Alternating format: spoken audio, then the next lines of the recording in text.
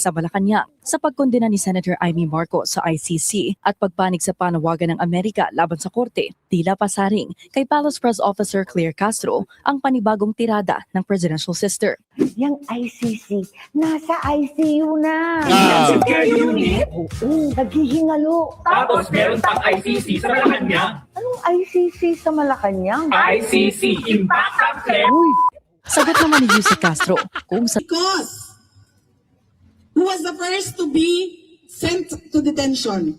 President Marcos. Next. President Duterte. Next. Pwede na. Yari ka! Yari ka ngayon! Ito na yung isang magandang sinyales dyan. Ipakukulong ka! Ipakukulong ka, ngagba! Aba ng threshold. As long as lahat ay buhay at walang natatanggal. Imagine, si Senador Jinggoy kahit nakakulong, meron ho siyang, parang na-nominate siya sa isang committee. Oh, yun ang pagkatandaan nyo, ha? Meron hong committee, ha? Si Senator Jinggoy. Oo, pasok tuloy. Determine whether there was a violation of the Senate impeachment rules. And at the same time, they are also the ones who will determine kung how will an absent senator or a suspended senator or a fugitive senator will affect the workings of the Senate as an impeachment court. As the presiding officer has said when the trial started, he determined already that the vote is 16. So that is a determinative ruling on his part, but nobody appealed it. Yes. Good morning mga kasama. Nandito naman tayo sa Goods nagbabalik. At syempre kung hindi ka pa nakasubscribe, mag-subscribe ka na. At hit mo na rin yung bell para lagi kang updated sa ating mga video. Bida-bida na naman ito si Ante. Kalara nyo. Oo. Kita nyo naman kung ano na naman yung pinagsasabi. Wala na hong naniniwala dito eh. Oo, paninira na lang lahat. Kaya binanata na ho siya ni Senador Alan Peter Cayetano. Ito ang nakakatakot. Pagtapos ng termino ng amo mo, for sure, siguradong sigurado, mananahimik ka na. Ngayon, malakas ang iyong loob kasi may sinasandalan. Pero pagdating ng araw, malapit na ho. Matatapos na ho bukas ang Mayo. Agosto na ho. Tama ba? July, sorry. July, August na ho. Bukas. Hindi, 31 pa lang. So, kalahati na mahigit ng taon ng 2026-2027. Isang taon mahigit na lang. Oo, yung mga pambibira mo sa mga Duterte at sa mga kalyado ng Duterte, mababawas-bawasan yan. Yan ang makikita natin sa pahayag ni Senador Alan Peter Cayetano. Full speech ni Bibi Sara, sa rally kahapon, 29, sa Dahig, makikita at mapapakinggan nyo. At Attorney Powa, kung gaano kasimple ho magsalita. No? Yung cross-examination, hindi na masyado cross-examination. Wala naman ho talaga mapapatunayan itong prosecution. Dahil kita nyo dahil hindi nila kaya magbigay ng mga witnesses, naninira na lang ito si Pangit. Kilala nyo yung Saba Queen. Puro paninira na lang talaga ang hatid. Kaya nga binira siya ni Mamang Quezon dahil sa paninirang hatid niya. 'Di ba? Conclusion ang binibigay. Wala pa kayong preba at wala pa kayong napapatunayan sa trial nyo. Nag-conclude na kayo na naglustay daw di umano si Bibi Sara. Sabi nyo. Pero ang mamayang Pilipino hindi ho naniniwala. Simulan natin dito kay Senator Alan Peter Cayetano. Sa kanyang mga mensahe, kaugnay dito sa mga binabanatan siya eh. Oo, ng attack dog ng Malacanang. Binabanatan talaga. Magandang gabi. Good evening, Luzon, Visayas, Mindanao. Mga kapatid nating sa ibang bansa, ating pong mga mahal na OFWs at saka ating pong mga second, third generation na nasa Europe, Japan, US, Middle East, all around the world. Magandang hapon or magandang gabi na po sa inyong lahat. So first, let's praise God. Productive day. Medyo long day kasi nga po first time na nilipat yung schedule. 10 a.m. na yung ating impeachment trial and then pagkatapos diretso na sa session, meetings in between. Medyo maaga lang natapos today, but we expect na Monday to Wednesday ay mahahabang araw dito po sa Senado. So let me start out by praising God na sa pamamagitan ng mga pagsubok na ating pinagdadaanan, malalim ang pagdadasal, pag-iisip, repentance ng ating pong gobyerno, ng ating mga kababayan. For example po, dahil sa flood control scandal, Yon. at parati itong paulit-ulit na binabanggit, kahit ang ating Pangulo, inuna po ito sa SONA kahapon, ibig sabihin po, ito'y top of mind. So ang nangyayari po, everyone is praying. Sana Lord magbago Pilipinas. Sana may accountability. Sana lahat lumabas. And also because of that, on the toes, lahat ang pero naka-attention lahat ng politiko, whether very, very corrupt, not corrupt, corrupt. Kasi nga, alam na nandyan lahat ng mata. So siguro shout out sa mga taga DPWH, naghihintay pa rin, Secretary Dizon, ang buong bansa, ano yung major reforms para sure tayo na ang kikita talaga legitimately maganda gawa yung mga contractors. Pero yung iba't ibang mga sistema na 15, 20, 30% ghost ay mawala. So, of course, this is for all departments, no? Whether yan ay sa DOH, bago ang secretary dyan, dami-daming balita dyan na, yung balita dyan sa, sa DOH, walang delivery pero magaling dumiliver. Yon. Walang mga deliveries pero magaling mag-deliver. Yung Sapol. walang mga deliveries. Ay! Sapol ang mga durobo, ha? Alam nyo naman kung sino-sino yan, mga yan.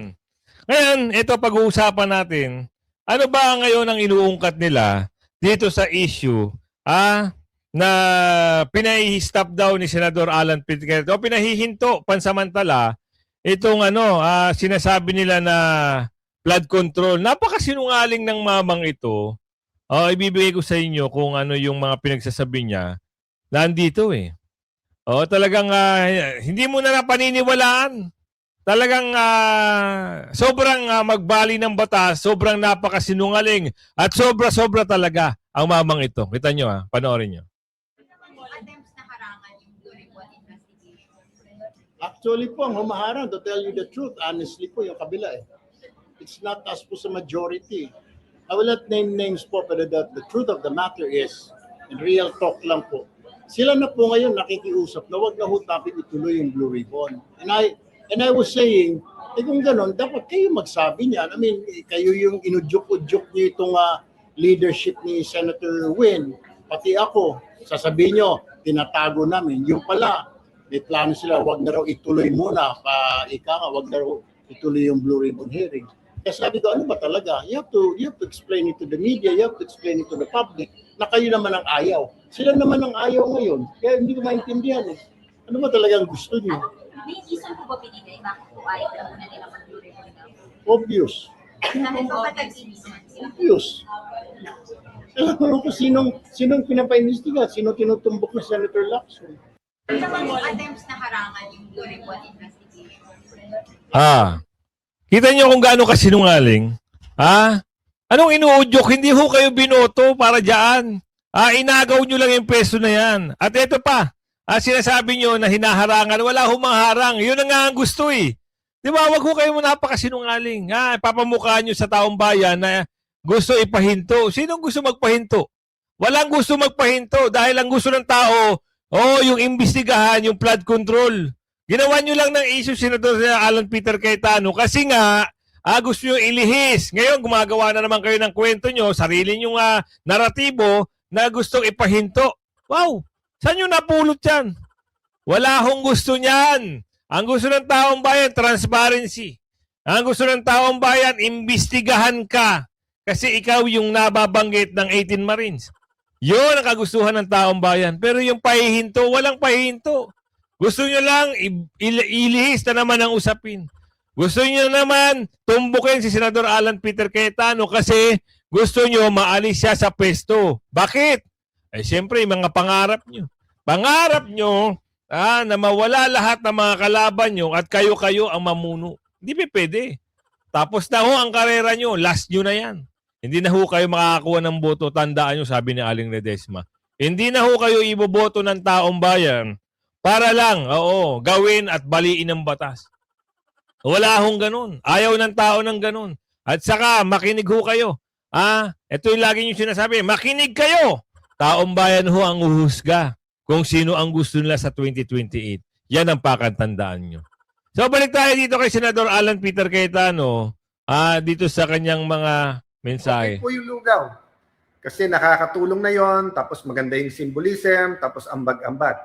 So kung yung kandidato na yon hindi pa nag-file, pero nagpalugaw sa bawat lugar natin, tapos umabot ng 50 million. So lahat ng nagpalugaw, plunder na yon.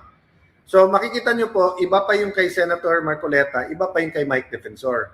Paano naging plunder yung kay Mike Defensor? Yon. Whether he gave 1 peso or 20 million pesos, di ba? So kung kinasuhan nyo siya ng direct or indirect bribery, pero bailable kasi yun eh. Di ba? Tapos, makikita nyo naman po, bilangin nyo yung kinakasuhan sa administrasyon versus sa opposition. Napanood ko ng isang araw, nagagalit na naman ang NBI director kasi dun daw sa fake news.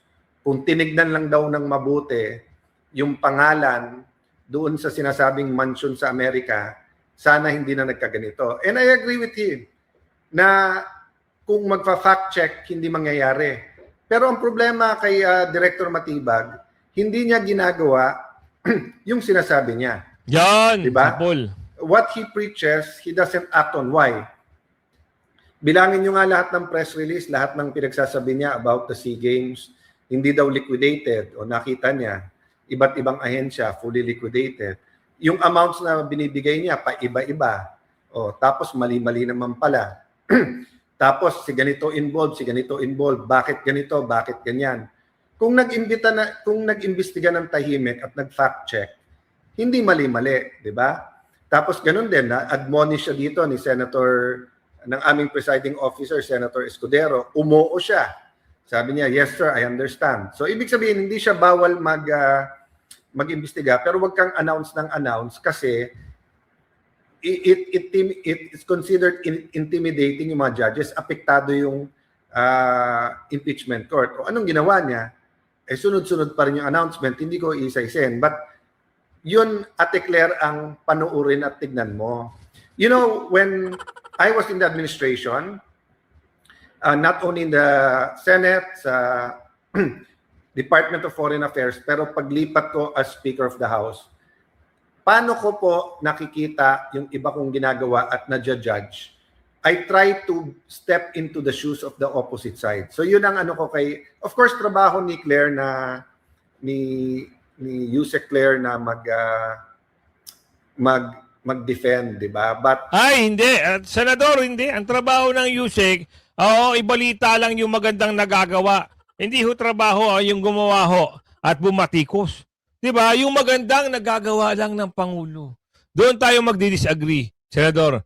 Ngayon, kung yan ang trabaho niya, mag-depend sa Pangulo, sa Pangulo, mag-depend, dapat, doon siya sa Defense Secretary pumunta. Nagiging attacker siya diyan eh. Di ba? Kaya hindi ko nagugustuhan yung mga binabanggit niya eh. Kaya nga ito si Senadora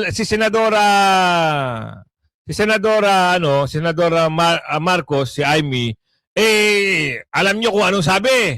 Kilala niyo ba si Chaka? Ngayon hindi na Chaka. Impacta na raw ata, sabi rito eh. Tingnan natin. Sa pagitan ni Palace Press Officer Yusek Claire Castro at Senador Dami Amy ng, Marcos. ni May Castro. word war ang dalawa kung sino ang umano'y impacta. Ang detalye sa agenda report ni Ivy Reyes. Sino kaya ang umano'y impacta sa Malacanang sa pagkondena ni Senator Amy Marcos sa ICC at pagpanig sa panawagan ng Amerika laban sa korte? Tila pasaring kay Palace Press Officer Claire Castro ang panibagong tirada ng presidential sister. Yang ICC, nasa ICU na. Care unit. Oo, naghihingalo. Tapos meron pang ICC sa Malacanang. Anong ICC sa Malacanang? ICC Impact Care. Uy, Sagot naman ni Yusek Castro, kung sa tingin daw ng senadora ay impakta ang lumalaban sa fake news, baka mas angkop daw na larawan para sa salitang ito ang nasa video. Kung sila ang nakapag-describe ng ganong salita, alam nila kung ano ang ibig sabihin nito, alam nila ang description ng salitang impakta. Aray ko, tinawag na impacta ni Senadora Amy Marcos, ha? Ayaw sa video, hindi tayo nagagawa ng kwento rito, ha? Oo, kasi naman, tigil-tigil lang din kasi minsan. Huwag masyadong sumosobra. Pag over, masama yan. Di ba? Totoo, pag over at hindi galing sa iyo, ay hindi galing sa amo at galing sa sariling bibig, yan ang sinasabi ni Aling Ledesma, over na sa power. O kaya nasasabihan na impacta. Sabi sa video, sino nagsabi? 'Di ba? Hindi naman tayo marunong gumawa ng istoryahe, hindi tayo marunong gumawa ng inventong kwento, pero nakikita natin kung paano the way she spoke, the way she delivered the message. Hindi natin alam kung kaninong mensahe yun, yung mga dinideliver niya. Kaya marami hong nagagalit, lalong-lalo na, ayaw namin panoorin yan. Hindi namin gusto. Dahil nabubuwisit kami. Ayun lang. Marami talagang against doon sa mga pinagsasabi. Kaya nga tingnan nyo, barado siya. Ngayon punta tayo dito kay Bibi Sara sa The Hague. Nagkaroon noon ng rally. Ito ay police speech doon sa the Netherlands, sa The Hague, kung saan nga sa harap mismo ng detention center, si Bibi Sara ho ay humarap at nagsalita. Should be released. And he should be Released. released immediately. Nice. This is not about justice. This is about politics in the Philippines. Totoo yan. Because who was the first to be sent to detention? President Marcos. Next. President Duterte. Next. Pwede na. Yari ka! Yari ka ngayon! Ito na yung isang magandang sinyales dyan. Ipakukulong ka! Ipakukulong ka, Ngagba. Ulitin natin sinabi ni Bibi Sara. Who will be the next? President Marcos. Next. President. Ulit. Because who was the first to be sent to detention? President Marcos. Next. President Duterte. Next. Pwede na raw, pwede na. Oo. Mark her word, Ngagba. Tandaan mo, itong pananalita na ito ng Agila ng Davao, magkakatotoo to. Kaya, madaliin mo, mabilisin mo kung ayaw mo, yung kasunod na kulungan ay sino? Nakakatuwa yung sinasabi ni Bibi Sara. Tuloy! If the ICC wants the world to respect the institution, they should first know how to respect the law. Tama! Bring him home! Bring him home! Bring him home! Bring him home! Bring him home! Him home! Bring him home! Ang susunod na pagpapasalamat ko ay sa Filipino community dito sa Den Haag, sa Hague. Nagpapasalamat ako sa kanila dahil sila yung hiningan ko ng tulong para mabuo yung pagtitipon natin ngayong araw na ito. At meron akong special thank you kay Alvin and Tourism dahil siya ang ginulo ko para magawa ang rally natin ngayong araw na ito. And Alvin, na nawalan ng tulog dahil sa Paxilica. Bait talaga ni Sir Alvin. Special mention. Thank you, Sir Alvin, sa pagtulong mo kay Bibi Sara. I cannot respect a no comment. you should not lose sleep over it. That is their problem. That is not your problem. Dapat sila ang ma-stress sa'yo. Bakit ikaw ang na-stress sa kanila? Ikaw ang nakaka-stress. Ang init na yan. Thank you sa tulong mo para mabuo ang ating programa ngayong araw na ito. Magsisimula ako, mga kababayan, sa paalala sa International Criminal Court na hindi nila pwedeng gamitin sa mga desisyon nila ang mga sinasabi natin patungkol sa kaso ni dating Pangulong Rodrigo Duterte sa ating mga actions of support kay dating Pangulong Rodrigo Duterte. At syempre, sa mga assessment at opinion natin. Dahil walang nagbabawal sa Rome Statute na ipahayag natin ang ating mga nararamdaman. Lahat ng kanilang pinapalabas, nire-release publicly, ay pwedeng pag-usapan at pwedeng bigyan ng komento. Kaya lagi kong sinasabi, kapag ako ay tinatanong, ano ang tingin ko sa desisyon na nilabas ng ICC? Ang sinasabi ko lagi, walang basihan sa batas. Ano ba ang pinagbasihan nila? Libro ng isang tao na hindi mo naman alam kung ano ang kredibilidad? Tama.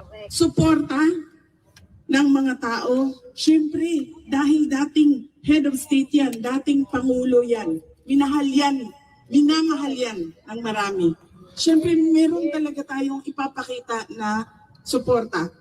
Ako, anak, kapamilya, siyempre, magagalit ako sa ginawa sa aking ama at sa isang Pilipino na ninakaw, kinuha, kinidnap. Doon. Yun, totoo ho yun.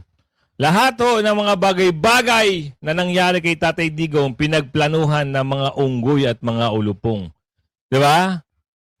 Grabe sila. Dahil lang sa kagustuhan nila na mawala sa landas nila ang mga Duterte, pinagplanuhan ng sama-samang mga durobo. Yan ang nakikita at napapansin ng milyong-milyong Pilipino. Ngayon, ito, darating ang panahon, darating ang 2028. Akala nyo makakaligtas itong mga durobo na ito? Malabo. Malabo, oo, dahil sa mensahe pa lang, oo, alam nyo na kung ano ang mangyayari sa mga durobo na yan. Oo, galingan nyo. Galingan nyo dahil nakikita namin sa impeachment. Trial ni Bibi Sara ay nangyayari ay trial by publicity na lang. Walang matibay na ebidensya, walang matibay na witness, walang matibay na kredibilidad ang binibitawang mga witness nila. Nakakalungkot kasi nauubos ang budget, nauubos ang pondo, nauubos ang panahon na dapat itong mga senador, itong mga congressman ay tumutulong at ginagawa at ginagampanan nila ang kanilang mga trabaho, pero nakatutok sila sa impeachment ng isang tao. Confidential fund.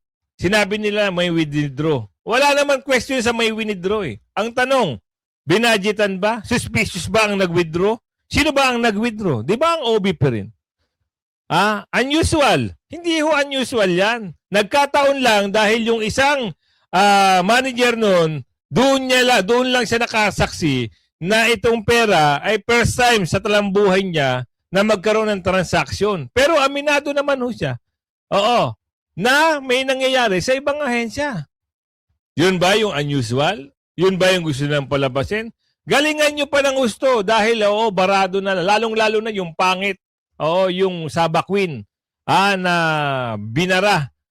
Nito ni Senador Quezon. Dahil hindi ho maganda ang tabas ng bunganga. Pasmado ikaw. Pasmado yung bibig. Hindi iniisip kung ano yung sinasabi. Kayo ay prosecution, hindi ho kayo witness. Dapat ang ihaharap nyo ay witness, hindi kayo na mga prosecution. Kayo na ho ang nagsasalita. Anak ka naman, diba? Anak ka ng tokwa.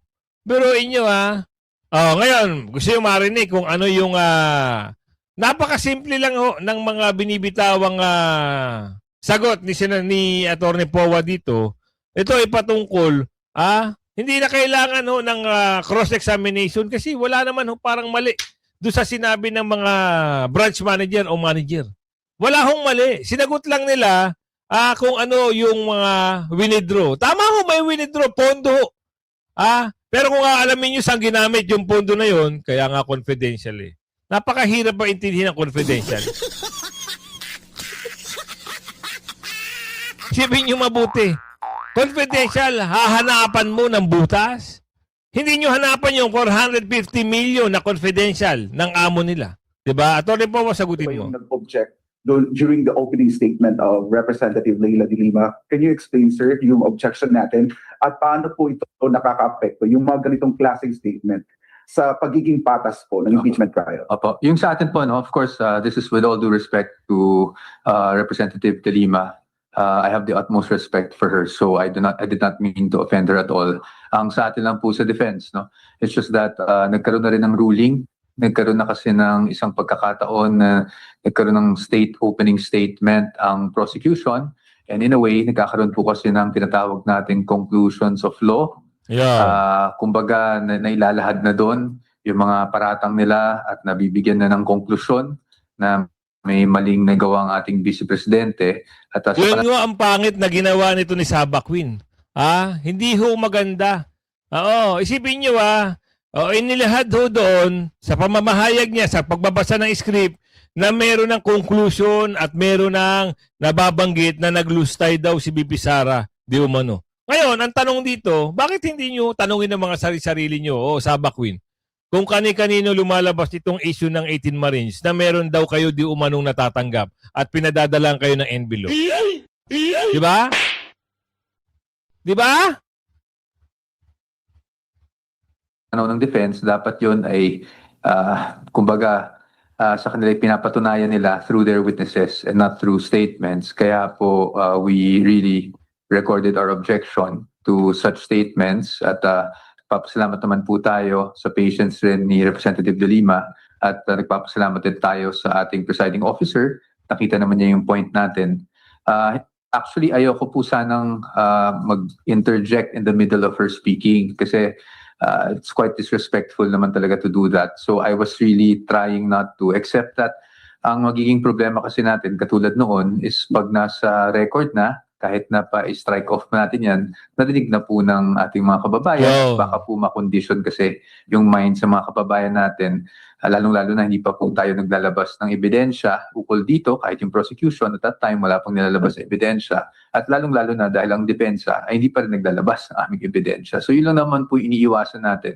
But I have to say that, again, I'd like to pay my utmost respect for Representative de Lima for being patient also with the objections that I recorded earlier. Attorney, sa first witness, hindi po kayo nag-cross-examination. Is it part of your legal strategy or talaga nakikita niyo lang na hindi na kailangan mag-cross-examine? Well, sa totoo lang, it wasn't really on the legal strategy side. It was more of, doon naman sa naging nakitang issue doon. Wala namang questionable, wala namang damaging na nailabas ang ating witness at regular lang naman na yung witness ay nag-identify ng mga cheque at hindi naman natin kino-question yun. So I didn't want to prolong the proceedings and be petty by asking questions pa kung hindi naman kinakailangan. Sir, speaking of cross-examination, cross-examine po on the second. May isa kasi term, may mga terms kasi na na-float yung unusual, saka yung isa pa. Bakit hindi po kayo nag-cross-examine on those terms? Well, kasi yung unusual para sa akin, that's the opinion ng bank manager. I don't see how it will affect the case. Hindi naman siya matter at issue dito. Hindi naman kine-question yung validity noong encashment, diba? So, I thought it was petty, no? For us to even dwell on that. The only questions I raised was, I just wanted to clarify kung bakit nga nag-exit sa labas. But again, I cannot really dwell on the merits, pero at least ma-explain ko lang kung bakit ganun ang naging approach ko sa On the far exit, sir, bakit po importante that you asked about that? Just to dispel any insinuations, doubts, whatever, as to bakit sa fire exit. But our job is to just elicit the answers from the witnesses, and to clarify certain matters. So as you can see naman, and as I've always said, I'm committed to not delaying the proceedings. So kung hindi naman, and that's just not me, but the entire defense team, no? So kung hindi naman kailangan magtanong pa ng additional questions, we don't want to be petty about things. Isipin nyo kasi kaya niya clarify yung inobject ni Wawa. Dahil siyempre for being safe dahil may dala kang pera. Meron kang dalang pera na in-encash nyo, saan ka pa ba dadaan? Milyon ang pinag-uusapan dito. Sa backdoor. And then yung backdoor na yon, yung fire exit na yon, katabi lang ho ata ng sinasabing DepEd.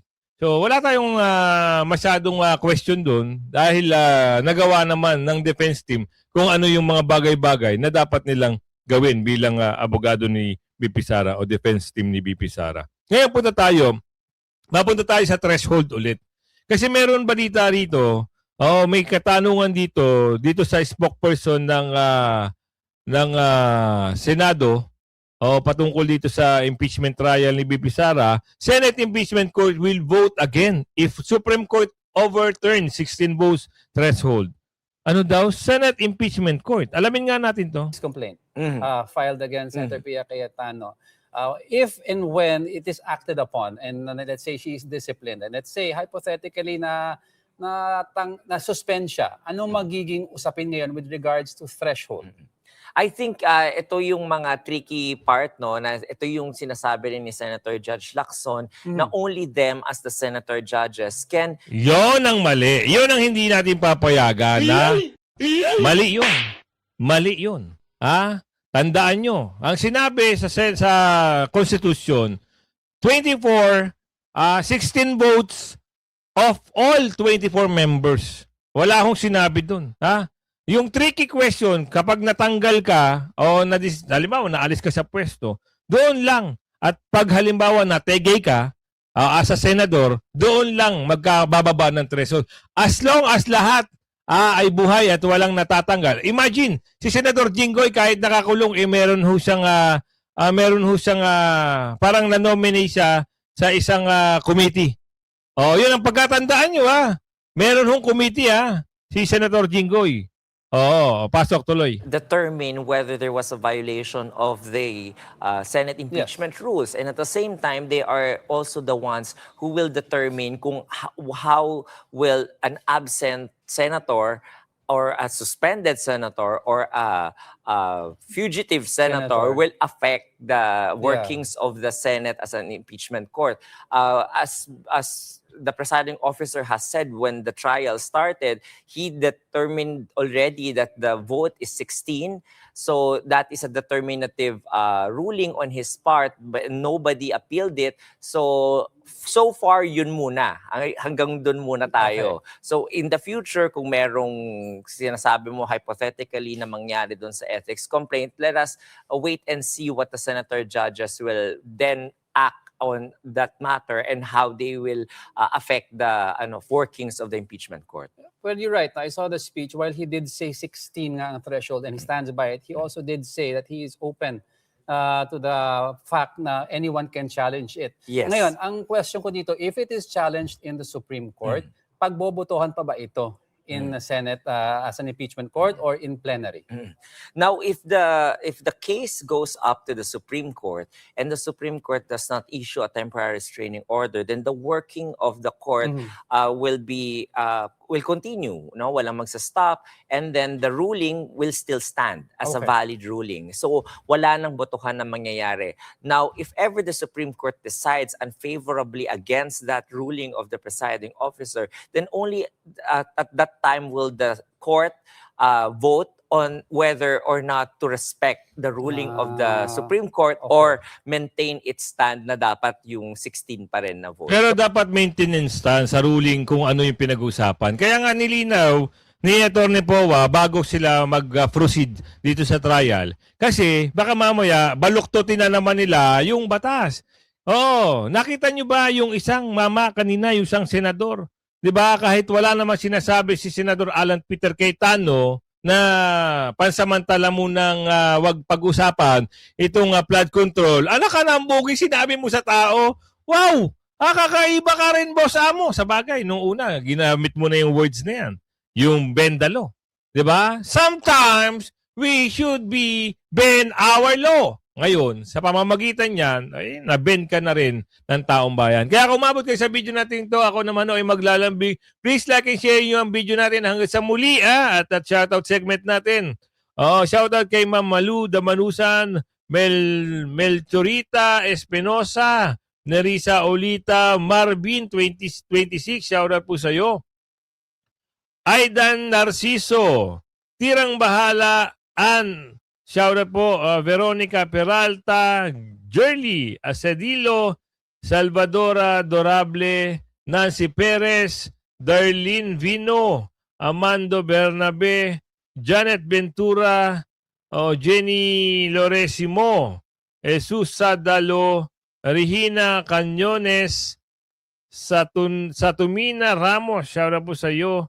RM Dulgime, shoutout po sa inyo. Jovel No de la Cruz, Alberto, Cecilia Aiden, shoutout po sa inyong lahat.